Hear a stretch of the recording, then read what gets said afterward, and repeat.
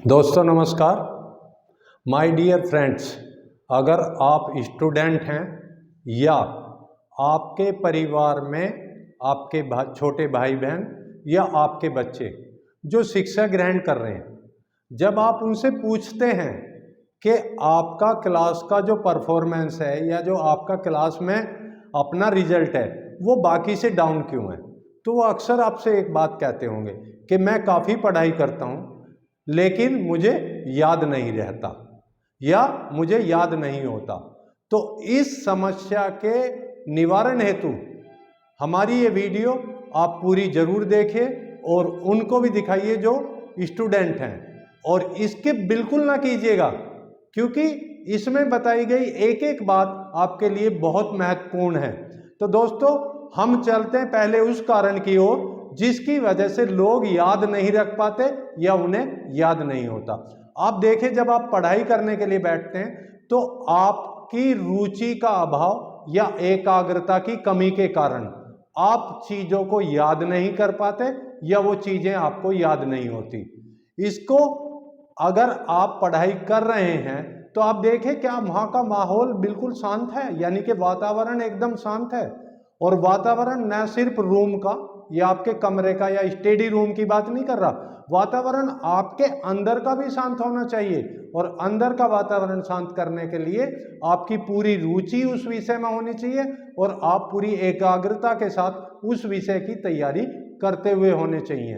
अगर आप पूरी रुचि और एकाग्रता के साथ किसी विषय को तैयार करते हैं या किसी पाठ को याद करते हैं तो मैं आपको ये अश्योर करता हूं कि आप चीजों को लंबे समय तक याद कर पाओगे या याद रख पाओगे। इसको मैं एक उदाहरण के तौर पे आपको बताना चाहता हूं। दोस्तों सपोज करो आज से 5 साल पहले आपने कोई मूवी देखी, आज भी अगर उसके पात्रों के बारे में बात करें तो आप उसके पात्रों के नाम बता सकते हैं, आप उस मूवी की स्टोरी बता सकते हैं और उस मूवी के गीत भी आप बता सकते हैं। इसका कारण क्या है? जब आपने मूवी देखी तो बिल्कुल आप एकाग्र थे, हॉल के बाहर क्या हो रहा है इस बात से आपका कोई लेना देना नहीं था और पूरी एकाग्रता और रुचि के साथ आपने वो मूवी देखी थी। इसलिए आज 5 साल बाद भी आपको उसकी छोटी से छोटी बातें याद है। ठीक इसी तरह अगर आप एकाग्र होकर पूरी रुचि के साथ अपने विषय को तैयार करोगे तो वो लंबे समय तक आपको याद रहेगा। दूसरी बात, यानी कि दूसरा कारण क्या है जिसकी वजह से आप याद नहीं रख पाते या भूल जाते, वो है आपका पढ़ाई करने का गलत तरीका। गलत तरीका क्या है दोस्तों? आपने देखा होगा अक्सर जो लोग किसी भी पेपर की तैयारी या किसी एग्जामिनेशन की तैयारी करते हैं वो सुबह उठते हैं 3, 4, 5, 6 घंटे तक लगातार पढ़ते हैं, शाम को डिनर के बाद 3, 4, 5, 6 घंटे तक लगातार पढ़ते हैं। ये गलत तरीका है। ये गलत तरीका क्यों है दोस्तों? आपको हमेशा 40 से 50 मिनट के समय अंतराल के बाद 10 से 15 मिनट का रेस्ट करना चाहिए, यानी कि 10 से 15 मिनट का रेस्ट अपने दिमाग को दे देना चाहिए। और इस ब्रेक में आपको करना क्या क्या है? थोड़ा सा आपको पानी का सेवन करना चाहिए। उसके अलावा जो चीज आपको रुचिकर लगती है, कोई गेम, कोई इंटरटेनमेंट, वो आपको कर लेना चाहिए। और साथ ही साथ आपको इस बीच 5 से 7 मिनट अपनी आंखों को बंद करके और बिल्कुल शांत मुद्रा में बैठना चाहिए। अगर आप ऐसा करते हैं तो क्या इसका परिणाम या फल मिलेगा? आपका जो दिमाग है वो दोबारा से तरोताजा हो जाएगा और चीजों को याद करने के लिए तैयार हो जाएगा और उसमें कुछ भी आपस में उथल पुथल या होच पोच नहीं होगा या उसको कहें गार्बलिंग नहीं होगा, यानी कि पहले के याद किए हुए के ऊपर दूसरा याद किया हुआ नहीं चढ़ेगा। इसलिए आपको हमेशा टाइम टेबल बनाते वक्त इस बात का ध्यान रखना है कि आपका जो पढ़ाई का टाइम है वो एक बार में 40 से 50 मिनट हो और उसके बाद 10 से 15 मिनट का ब्रेक हो। और ऐसे कर करके आप चाहे 4 घंटे स्टडी कीजिए चाहे 6 घंटे स्टडी कीजिए, आप देखेंगे कि आपका जो याद किया हुआ है वो आपको याद रहने भी लगेगा और याद होने भी लगेगा। तीसरे कारण की बात करें हम तो तीसरा जो कारण है वो है डर। आप हंसोगे मुझे मालूम है दोस्तों, पढ़ाई का डर से क्या लेना देना? लेकिन ये जो दो शब्द का, एक दो अक्षर का जो ये शब्द है डर, ये जितना छोटा आपको देखने में लग रहा है उससे 1000 गुना ज्यादा खतरनाक है आपके याद ना रहने की वजह।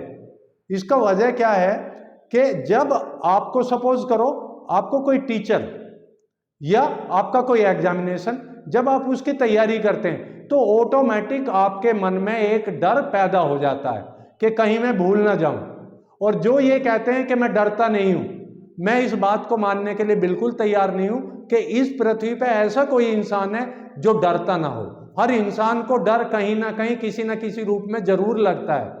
तो आपको क्या करना है, डरने के बजाय आपको बिल्कुल शांत मन से इस बात को सोचकर कि सपोज अगर मेरी परफॉर्मेंस या मेरा जो परिणाम है वो मेरे आशातीत नहीं हुआ तो क्या होगा, ज़्यादा से ज़्यादा मेरे जानने वाले या मेरे क्लास के स्टूडेंट 2-4 मुझ पर हंसेंगे, इससे ज़्यादा कुछ होने वाला नहीं है।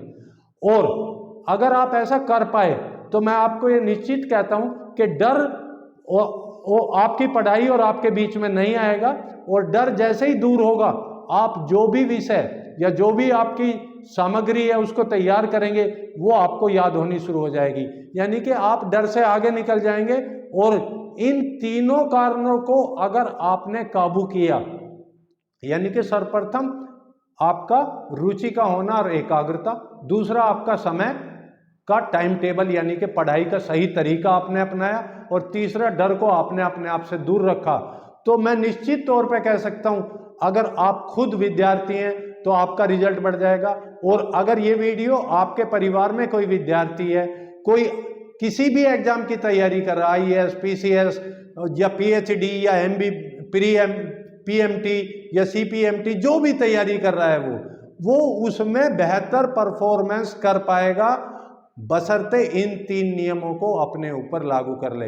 दोस्तों, आपने पूरी वीडियो को देखा, इससे भी बेहतरीन टॉपिक हम अपने इस चैनल पे आपके लिए अपलोड करेंगे। मेरी आपसे एक गुजारिश है कि अगर अभी तक आपने मेरे चैनल को सब्सक्राइब नहीं किया हो तो कृपया सब्सक्राइब करें और इस वीडियो को उन सब लोगों को शेयर करें जो कहीं ना कहीं आपके जानने वाले हैं, जिससे कि वो इसका लाभ ले सकें और अपनी बेहतर परफॉर्मेंस दे सकें। Thank you very much. जय हिंद, जय भारत, जय अज्ञानता।